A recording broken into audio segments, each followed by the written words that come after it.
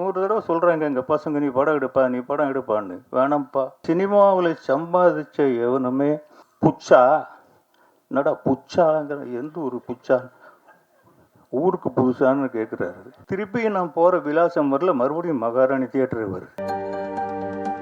So அடுத்தபடியாக I would like to call director Kasturi Raja அவர்களை பேச அழைக்கிறோம்.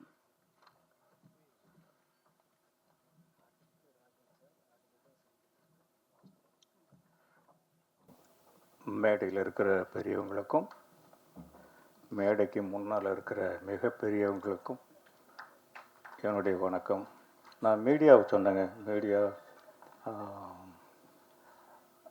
டிவி, நீங்கள் தான் பெரியவங்க. ஒரு படத்தை ஆக்கிறதும் உங்கள் கையில் தான் இருக்குது, உருவாக்குறதும் உங்கள் கையில் தான் இருக்குது. நானும் என் குழந்தைகளும், இப்போ என் பேரன் கூட வந்திருக்காரு, அவர் சொல்ல மறந்துட்டார், பேரரசு. என்னுடைய பேரனை சொல்ல மறந்துட்டு. இப்போது நிலவுக்கு என் மேல் என்னடி கோபம்னு ஒரு படம். இந்த அளவுக்கு காரணம் நீங்கள் தான். நீங்கள் மனசு வச்சதுனால தான் நாங்கள் திருப்பி இங்கே ஒரு மேடையை போட்டு இந்த இடத்துல நின்று நாங்கள் மீட்டிங் போட்டு பேசிக்கிட்டே இருக்காங்க. எல்லோரும் எனக்கு தெரிஞ்சவங்களாக தான் இருப்பாங்க. சில பேருக்கு நான் தெரிஞ்சவனாக இருப்பேன்.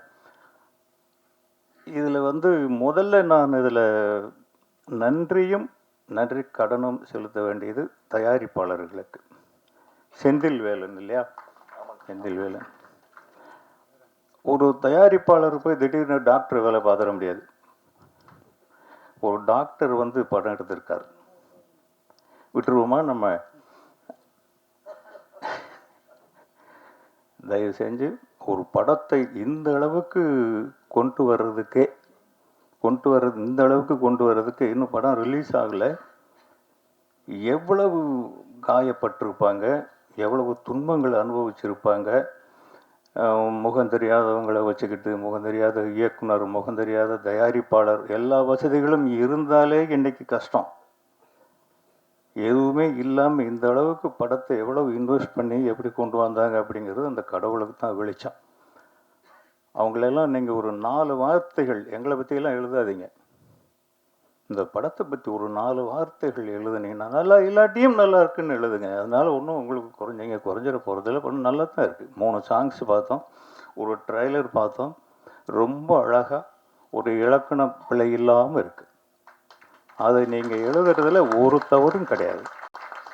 அவங்க நல்லா வரணும், வந்தால் திருப்பி நம்ம சந்திச்சுக்கிட்டே இருப்போம். இந்த சினிமாவில் சம்பாதிச்ச எவனுமே இதை எடுத்துக்கிட்டு வெளியூர் ஓடி போயிட முடியாது.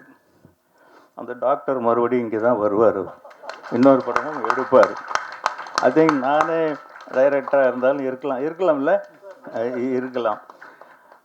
அதனால் இதுக்கெல்லாம் உங்கள் சப்போர்ட் ரொம்ப தேவைப்படுது. நான் எவ்வளோ உங்களோட கலந்து வளர்ந்து வந்திருக்கேன் அப்படிங்கிறது நமக்குள்ளே இருக்கிற உறவுகள் சொல்லும். ஒவ்வொரு தனித்தனி பேராக கூட என்னால் சொல்ல முடியும். இயக்குனர் ஒரு வார்த்தை சொன்னார், டைரக்டர் குணா சுப்பிரமணியம். குணாவே போதுமானதாக இருக்குது. சுப்பிரமணியம் குடும்ப கஷ்டம் இருந்தது அப்படின்னு சொன்னார். இது சினிமாவில் இருக்கிற ஒவ்வொருத்தனையுமே கோழையாக்குறது குடும்ப கஷ்டம்தான். அதாவது ஓட்டப்பந்தயத்தில் முதுகில் மூட்டையை கட்டிக்கிட்டு ஓடின மாதிரி சினிமாவில் இருக்கிறவன் குடும்பம் வச்சுருக்கிறது. ஏன்னா இதை நான் அனுபவிச்சவன். நான் சென்னைக்கு வரும்போது கிட்டத்தட்ட இந்த சினிமா இருக்கு இல்லைங்களா, இது ஒரு அபூர்வமான சக்தி இருக்குது இந்த சினிமாவுக்கு. தனக்கு வேண்டியவர்களை தானே தேர்ந்தெடுத்து கொள்கிறது. நீ எந்த மூலையில் போய் இருந்தாலும் உன்னை விடாது. தகுதி இல்லாத ஒருத்தனை நீ எவ்வளவு முயற்சி பண்ணாலும் உள்ள நுழைய விடாது. அதுதான் சினிமா. இதுக்கு நானே ஒரு உதாரணமாக நிற்கிறேங்க. ஐ திங்க் இது 1979 78 வருஷம்னு நினைக்கிறேன். நான் அசல் பட்டி கேட்டான். 200% நாட்டுப்புறத்தான். நான் இங்கே இருக்கிற நாகரிகங்கள் எதுவுமே தெரியாது. பஸ்ஸில் ஏறி மதுரையிலேருந்து சென்னைக்கு வரணும். அது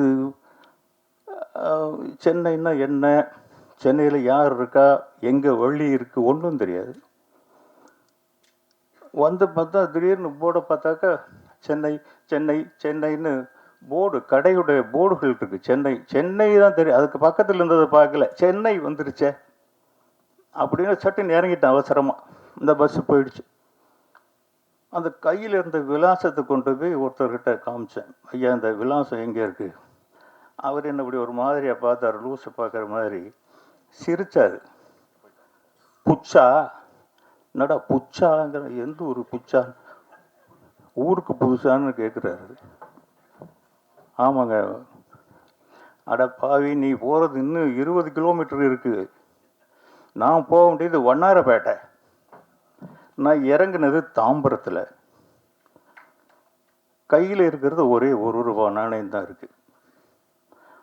வேறு வழியில் அங்கேருந்து பஸ்ஸில் ஏறினா பஸ்ஸுக்கு வண்ணாரப்பேட்டைக்கு 80 பைசாங்கிறான்.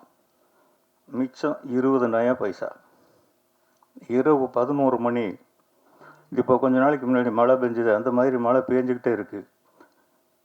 டக்குன்னு இறங்குனா குப்புன்னு கண்ணு முன்னாடி திருப்பதி கோயில் மாதிரி வெளிச்சம். என்னடா இது அப்படின்னு பார்த்தா மகாராணி தியேட்டர்.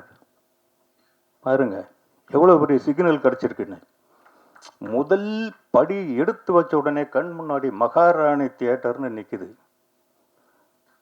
அந்த விலாசத்தை காட்டிக்கிட்டு, அப்போ நான் ரொம்ப ஒல்லியாக இருப்பேன், ஒரு குச்சிக்கு துண்டி போட்ட மாதிரி தான். இதை விட டபுள் கருப்பாக இருப்பேன். இப்போவும் கருப்பு தான். அப்போ என் மனைவி எப்படி தான் என்ன கல்யாணம் பண்ணிக்கிட்டாங்களோ தெரியல எனக்கு. அந்த மலையில் நனைஞ்சிக்கிட்டே அதை விசாரிச்சுக்கிட்டு அந்த விலாசத்தை போயிட்டுருக்கிறேன். திருப்பி பார்த்தாக்கா மறுபடியும் மகாராணி தியேட்டரே வருது. 2வது சிக்னல். என்னடா மறுபடியும் இதே தியேட்டர் வருதே. வந்த வழியை திருப்பி விசாரிச்சுட்டே போகிறேன். திருப்பி நான் போகிற விலாசம் வரல, மறுபடியும் மகாராணி தியேட்டரே வருது. இப்படி 3-4 தடவை போனால் என்னுடைய ட்ராமாவை ஒரு ரிக்ஷாக்காரர் பார்த்துக்கிட்டே இருந்தார். அவர்கிட்ட இந்த விலாசத்தை காமிச்சு, ஐயா இதில் கொண்டு போய் விடுங்க, நான் போக வேண்டிய இடம் அங்கேருந்து 100 அடி தூரம்தான் இருக்குது. அந்த மழையில் இதை நான் கண்டுபிடிக்க முடியல. அந்த ரிக்ஷாக்காரர் பார்த்து 50 பைசா கொடு அப்படின்னாரு. ஐயா இல்லையா, 20 பைசா தான் இருக்குது. கொடுத்தானா அவன் சாவுகராக்கி அதுக்கு இதுன்னு என்னென்னமோ சொல்லிட்டு ஏறி குந்துன்ட்டு சரக்கு அடிக்கிற நேரத்தில் வந்துக்குது பாரு சாவுகராக்கி அப்படின்னு ஏறி உட்கார வச்சுட்டு ஏறணுன்னு இறக்கி விட்டான். இதுதான் இந்த அட்ரஸ் போ அப்படின்னு. ஆக ஒரு தாய் வயிற்றிலிருந்து எப்படி பிறந்தோமோ அப்படி இந்த சென்னையில் வந்து இறங்கினேன். அந்த 3 தடவை எனக்கு சிக்னல் கொடுத்த அந்த மகாராணி தியேட்டர் தான் நான் சினிமாவுக்கு வர போறேன்னு என் தலையெழுத்து எழுதுச்சுன்னு இன்னைக்கு நான் உணர்றேன். உழைப்பு, அந்த உழைப்பும் சோர்வின்மையும் நம்மக்கிட்ட இருந்துருச்சுன்னா எந்த கொம்பனாலையும் நம்மளை அசைக்க முடியாது. நம்மளுடைய நாற்காலியில் வேற எவனுமே வந்து உட்கார முடியாது. நான் உழைப்புக்கு அஞ்சனதை கிடையாது. ஆனால் அதை முக்கியமாக சொல்ல மறந்துட்டேன். அப்போது என் மனைவி குழந்தை ஊரில் இருக்காங்க. இங்கே நான் சம்பாதிச்சு அவங்களுக்கு அனுப்பணும். சுற்றி வேறு வேலை தான் தேடுறேன், சினிமாவுக்கு போகலை. இந்த சினிமா மாய வலை வீசி என்னை திருப்பி வாடான்னு சினிமா தான் என்னை கூப்பிடுது. நான் சினிமாவுக்கு முயற்சியே பண்ணலை. இன்றைக்கி வந்து இங்கே நின்று உங்கள் முன்னால் பேச வைக்குது. அதுதான் சினிமா. முன்னா இதை உங்களுக்கு தான் சொன்ன இந்த கதையை நீங்கள் வந்து அதுக்காக நீங்கள் வருத்தப்பட வேண்டிய அவசியம் இல்லை. அது வாழ்க்கை. இப்போ நம்ம போராடுறது வாழ்க்கையோட வசதி இல்லையா? இந்த வசதிகள் சினிமாவில் இருக்கிற வசதிகள் வேறு எங்கேயாவது நம்ம அனுபவிக்க முடியுமா? இந்த சினிமாவுக்காக நம்ம அவ்வளவு நன்றியோடு இருக்கிறோமா? இல்லை. இன்னைக்கு படம் எடுக்கிறதுக்கு எவ்வளவு பணம் இருந்தால் எனக்கு 100 தடவை சொல்கிறாங்க எங்கள் பசங்க, நீ படம் எடுப்பான்னு. வேணாம்ப்பா, போதும். யாரையுமே இன்னைக்கு வேலை வாங்க முடியல. ஒரு படம் ஆரம்பிச்சிட்டா அந்த ப்ரொடியூசர் 2 சொட்டு கண்ணீர் விட்டால் தான் அதில் வேலை செஞ்ச அத்தனை பேரும் சந்தோஷப்படுறான். எவ்வளவு இப்போ ஒரு 50 லட்சம் ஒரு படத்தில் போடுறோம்னா கிட்டத்தட்ட 15 லட்சம் அந்த படத்துக்கு போய் செலவானால் ரொம்ப பெரிய விஷயமா இருக்குது. அப்படி தான் இருக்குது. இப்படி இருந்தும் ஏதோ தைரியத்தில் இந்த டைரக்டர் உங்களை நம்ப வச்சுருக்காரு, நீங்கள் வந்து படம் எடுத்திருக்கீங்க, அப்படித்தான் நீங்கள் ஆவீங்கன்னு நான் சொல்ல வரல. நீங்கள் நல்லா வருவீங்க, நல்ல மனசு இருக்குது உங்களுக்கான கதை பாட்டு. நீங்கள் பாருங்கள், நாங்கள் வந்து பஞ்சு மிட்டாய் சீலை கட்டின்னு இன்றைக்கி கூட 2 படத்தில் என் பாட்டு ஓடுது. அந்த மாதிரி பாட்டெல்லாம் எங்களுக்கு இன்றைக்கி அந்த பாட்டு எழுதுகிற வாய்ப்பு கொடுக்க வேண்டாமா? ஏன் கொடுக்கல, நீங்களே எழுதிட்டீங்களே. அந்த மாதிரி பாடல்கள், அந்த டூயட் எழுதுனது நீங்கள் தானே? அருமையான வார்த்தைகள் அது. ரொம்ப ஒரு கவிதை மாதிரி ரொம்ப அழகாக இருந்தது. ஏன்னா படம், இயக்கம், மியூசிக், அவர் ஒரு புதியவரா? 3 படம் சின்ன சின்ன படங்கள் பண்ணியிருக்காரு. 3 படம் நல்ல படம். எல்லாமே சின்ன படம் தாங்க. தியேட்டரில் தான் பெரிய படம் ஆகுது. பூராமே சின்ன படம் தான். இப்போ நிறைய பெரிய படங்கள் சீக்கிரம் கொஞ்சம் சின்னதாகி போச்சு, நிறைய சின்ன படங்கள் பெருசாகி போச்சு. அதனால் நல்லா பண்ணியிருக்கீங்க தம்பி, வெரி குட் மியூசிக். நான் சும்மா முகஸ்துதிக்கு சொல்லலை, ரொம்ப நல்லா பண்ணியிருக்கீங்க. ஃபோட்டோகிராஃபி நல்லா இருக்குது. கிரேடிங்கில் கொஞ்சம் கோளாறு இருக்குது போல் இருக்குது, இன்னும் கொஞ்சம் சரியாக வரல இதில். ஆமாம், படத்தில் வந்துரும்னு நினைக்கிறேன். அது ட்ரெய்லருக்காக கொஞ்சம் அவசரத்துக்கு எல்லாம் பண்ணுறது தான். நாங்களும் அதெல்லாம் பண்ணி தான் வந்திருக்கோம். அப்படி பண்ணுறது தான். நீங்கள் பட்ட கஷ்டங்களுக்கு, அதனால் நீங்கள் முதல்ல குடும்பம் இருக்குதுன்னு வருத்தப்படாதீங்க. முதல்ல கொஞ்சம் உங்களுக்கு என்னென்ன வயசு? சரி, அது ஒன்றும் பெரிய விஷயம் கிடையாது தம்பி. நான் டைரக்டர் ஆகும்போது 39 வயசில் தான் நான் என்றாசாவன் மனசிலே படம் எடுத்தேன். எனக்கு கடவுள் ஒரு அனுகிரகம் என்ன கொடுத்தான்னா, இளையராஜாங்கிற ஒரு வரப்பிரசாதம் கிடைச்சது எனக்கு. அந்த காலத்தில் ஒரு மிடில் ஏஜ் கதை, அது ஒரு ஃப்ளூ கேட்டாந்தி வால், இப்படியும் அப்படியுமான படம் தான் அது. அந்த காலத்தில் இளையராஜாங்கிற ஜாம்பவான் கிடைச்சாரு, ராஜ்கிரன்கிற ஒரு இஸ்லாமிய கடவுள் எனக்கு வரம் கொடுத்தாரு. இதெல்லாம் மீறி அந்த படம் ஜெயிச்சதுன்னா, அந்த படத்தை ரசிக்கிற ஆடியன்ஸ் அன்னைக்கு இருந்தாங்க. இன்னைக்கு எடுத்தால் ஓடாது இது. பட் இன்னைக்கு ஜனங்களுக்கு என்ன தேவை அப்படிங்கிறது இப்போ படம் எடுக்கிறவங்களுக்கு தான் வெளிச்சம், உங்களுக்கு தான் வெளிச்சம். 42ங்கிற வயசு நான் ஒன்றும் வெளியே சொல்லலை. அதனால் நீங்கள் நல்லா வருவீங்க. வேற என்ன சொல்கிறது, தயவு செஞ்சு மறுபடியும் நான் உங்ககிட்ட தான் வரேன். இந்த படத்தை பற்றி குறைகள் இருந்தாலும் கூட, குறைகள் எனக்கு தெரிஞ்சு குறைகள் இல்லை. குறைகள் இருக்குன்னு சொன்னால் அது மேதாவித்தனம் தான். தயவு செஞ்சு 2 நல்ல வார்த்தைகள் எழுதுங்க. இத்தனை தடவை நான் உங்களை கேட்க வேண்டியது கிடையாது, படம் என்னது கிடையாது. இருந்தால் கூட அவருடைய இடத்துல இருந்து உங்களை நான் ரெக்வஸ்ட் பண்ணி கேட்குறேன், 2 நல்ல வார்த்தைகள் எழுதுங்க. உண்மையிலேயே நான் இப்போ சமீப காலமாக எந்த விழாக்களுக்கும் போகிறதில்ல. ஃபஸ்ட்டு யாரோ ஒருத்தர் பேசினார், நான் சோன் பேசுகிறேன், ஒரு பேர் மறந்துருச்சு.